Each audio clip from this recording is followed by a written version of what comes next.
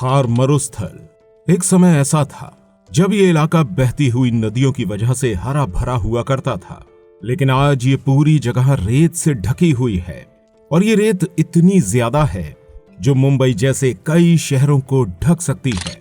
लेकिन दोस्तों, अब ये रेगिस्तान वैसा नहीं रहने वाला जैसा ये आज है। बहुत ही जल्द ये जगह हरे भरे जंगलों में बदलने वाली है। थार मरुस्थल हमारे भारत की एक ऐसी जगह है जहां पूरे साल में सिर्फ 150 mm बारिश देखने को मिलती है। दोस्तों, ये बारिश इतनी कम है कि मुंबई जैसे शहरों में इतनी बारिश कुछ ही घंटों के अंदर हो जाती है। और जब सर्दियों का मौसम आता है तब इस जगह टेम्परेचर -5 डिग्री से भी नीचे गिर जाता है। वहीं गर्मियों में इस जगह इतनी ज्यादा गर्मी होती है कि हमारे सोल्जर इसकी रेत में पापड़ तक सेक लेते हैं।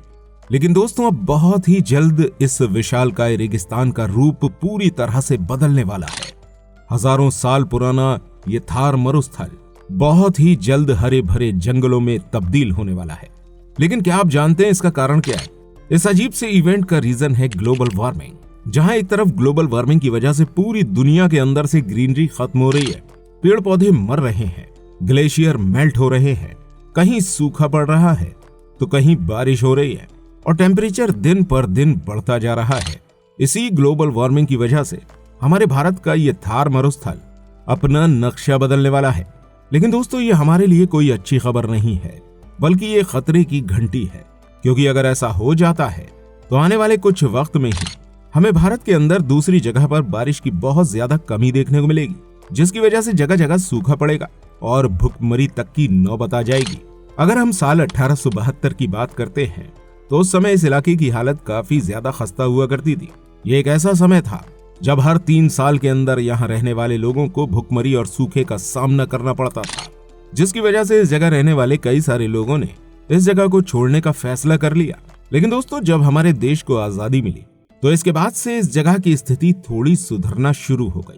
यहाँ की इस प्रॉब्लम को दूर करने के लिए जवाहरलाल नेहरू को एक हाइड्रोलिक इंजीनियर ने एक समाधान दिया। उनका कहना था कि अगर हम पंजाब में बहने वाली नदियों के ज्यादा पानी को कैनाल के जरिए थार की तरफ मोड़ देते हैं तो यहाँ रहने वाले लोगों के लिए पानी की कमी दूर हो जाएगी। लेकिन जैसा कि हमने आपको बताया कि ये बात आजादी के समय की थी और तब इस तरह का कोई काम करना बिल्कुल इम्पॉसिबल से लगता था।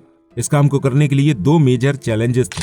पहला ये कि भारत को आजादी मिले हुए ज्यादा दिन नहीं हुए थे और न ही उसके पास इतना पैसा था कि वो 650 किलोमीटर लंबा कोई कैनाल बना सके। और दूसरी परेशानी ये थी कि जिन पंजाब की नदियों को यहाँ मोड़ने की बात की जा रही थी, उन नदियों को लेकर तो पहले से ही इंडिया और पाकिस्तान के बीच लड़ाइयां चल रही थी और अगर हम इन नदियों को यहाँ मोड़ देते तो पाकिस्तान और भारत के संबंध और भी ज्यादा खराब हो जाते। लेकिन इस सब के बावजूद भी पीएम नेहरू पीछे नहीं हटे। उन्होंने दोनों ही प्रॉब्लम्स का समाधान बहुत आसानी से निकाल लिया। सबसे पहले तो साल 1957 में पीएम ने पाकिस्तान के साथ इंडस वाटर ट्रीटी साइन करी। दोस्तों, इस ट्रीटी के बाद हमारे भारत को रावी, सतलुज और ब्यास नदी के पानी के ऊपर पूरा कंट्रोल मिल गया।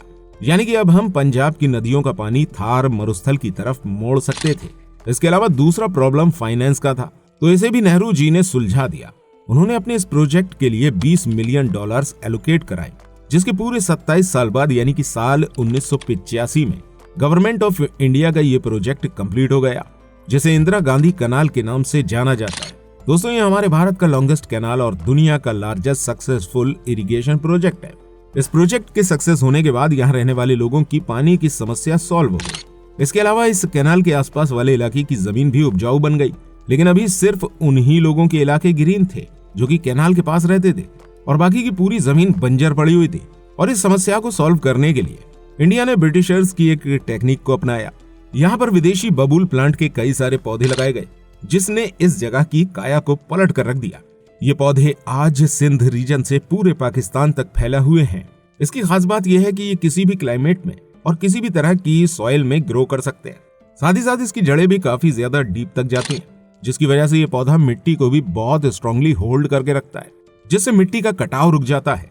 इसके अलावा इस पेड़ का हर हिस्सा किसी न किसी काम आता है।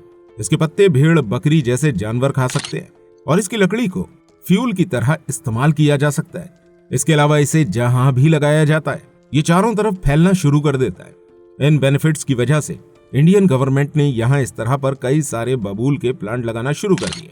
दोस्तों, ये तो वो प्रोजेक्ट थे जो हमारी सरकार ने इस जगह को चेंज करने के लिए स्टार्ट करे।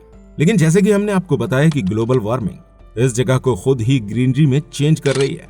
लेकिन ये सब कैसे हो रहा है, तो इस बारे में गुवाहाटी की कॉटन यूनिवर्सिटी के मेट्रोलॉजिस्ट भूपेंद्र नाथ गोस्वामी का कहना है कि बढ़ती हुई ग्लोबल वार्मिंग की वजह से अब इंडिया के बे ऑफ बंगाल रीजन में कुछ नए अनयूजुअल प्रेशर जोन क्रिएट हो रहे हैं, जिसकी वजह से वो बारिश जो नॉर्थ इंडिया की तरफ होती थी वो अब सीधे थार मरुस्थल की तरफ बढ़ रही है। और अगर ये सब कुछ इसी तरह होता रहा तो ज्यादा बारिश की वजह से आने वाले कुछ साल में थार डेजर्ट पूरी तरह ग्रीन हो जाएगा। लेकिन इस बदलाव से भारत के बाकी इलाकों में बारिश की कमी देखने को मिलेगी, जिसकी वजह से हमारे भारत के कई सारे पार्ट्स में खाने पीने का अकाल पड़ सकता है। दोस्तों, बारिश के समय ये इलाका लो प्रेशर जोन में कन्वर्ट हो जाता है और इसी वजह से भारत बारिश को अट्रैक्ट करता है। लेकिन अगर थार में ज्यादा बारिश होगी तो नॉर्थ और नॉर्थ ईस्ट में बारिश कम होती चली जाएगी।